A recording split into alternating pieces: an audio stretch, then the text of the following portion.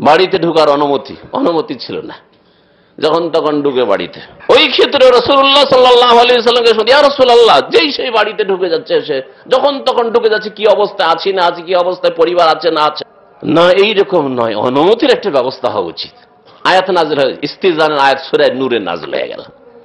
এইরকম অনেক মাসাইল রয়েছে, অনেক মাসাইল ওলামারা গনিয়েছেন। তো বলছিলাম যে এ হচ্ছেন ওমর বিন খাত্তাব রাদিয়াল্লাহু তাআলা আনহু। ওমর বিন খাত্তাব রাদিয়াল্লাহু তাআলা আনহুর জীবনের বহু দিক রয়েছে। তার মধ্যে একটি দিক হচ্ছে তার আমিরুল মুমিনিন, খলিফা হওয়ার আগের যুগ, একটি হচ্ছে খলিফা হওয়ার পরের যুগ। এটা হচ্ছে ইসলামের যুগ, আর এটা হচ্ছে জাহিলিয়াতের যুগ।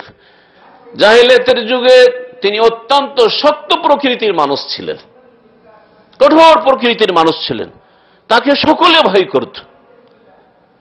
ইসলাম এসে তার এই কঠোরতাকে আর তার এই প্রকৃতিকে সেটাকে নিয়ন্ত্রিত করে দিল। আল্লাহর ক্ষেত্রে, আল্লাহর হকের ক্ষেত্রে, দ্বীনের ক্ষেত্রে অত্যন্ত তিনি কঠোর। আসাদ্দুহুম লিআমরিল্লাহ ওমর, আল্লাহ পাকের আদেশ নিষেধের ক্ষেত্রে, আল্লাহ পাকের দ্বীনের বাস্তবায়নের ক্ষেত্রে অত্যন্ত শক্ত তিনি। কিন্তু ব্যক্তি জীবনের ক্ষেত্রে এটা আমার হক, আমি নিলাম, না হয় ছেড়ে দিলাম, এটা আমার বিষয়, আমি প্রতিশোধ নিলাম, উত্তর দিলাম, না হয় নাই দিলাম, আমি আমারটা যা ইচ্ছা তাই করতে পারি, এটা আমার বিষয়, তাই না? এই ক্ষেত্রে অত্যন্ত তিনি নরম, অত্যন্ত তিনি নরম। কোরআন কারীমের কোন হুকুমের কথা যদি বলা হইতো, একটি মাসলার ক্ষেত্রে তিনি এক ফয়সালা দিয়েছেন। তিনি একবার বললেন যে মোহরানাটা, এত বেশি মোহরানা করাটা যেন ঠিক হচ্ছে না, এতে বিবাহ করতে অনেকে পারছেন, অনেক যুবকরা পারছে না। তো এই মোহরানাকে যদি একটু নিয়ন্ত্রিত করে দিই, এত টাকার বেশি আর মোহর হইতে পারবে না, এরকম যদি করে দিত ভালো। তিনি মনে করলেন এইরকম তার ইমারতের খেলাফতের যুগে, তখন এক বুড়ি মহিলা এসে বলছে যে ওমর, আপনাকে এই অধিকার কে দিল?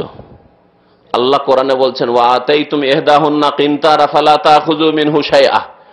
যদি কোনো মহিলাকে, কোনো স্ত্রীকে বিবাহ করার জন্য মোহরানা স্বরূপ যদি অজস্র ধন সম্পদ দিয়ে দাও, অঢেল ধন সম্পদ কিনতারা দিয়ে দাও, তাহলে আল্লাহ পাক এখানে নিয়ন্ত্রিত করেননি, নির্ধারিত করে দেননি যে এর বেশি দেওয়া যাবে না। যত ইচ্ছা দিতে পারো আর যত ইচ্ছা চাইতে পারে, ফালা তাখুযু মিনহু শাইআ, ফিরিয়ে নিতে পারবে না। যে আজকে দিয়ে দিলাম 5 লাখ টাকা লিখে দিলাম, আর দিয়ে দিলাম, আর গিয়ে বাসরাতে মাপ নিয়ে নিলাম।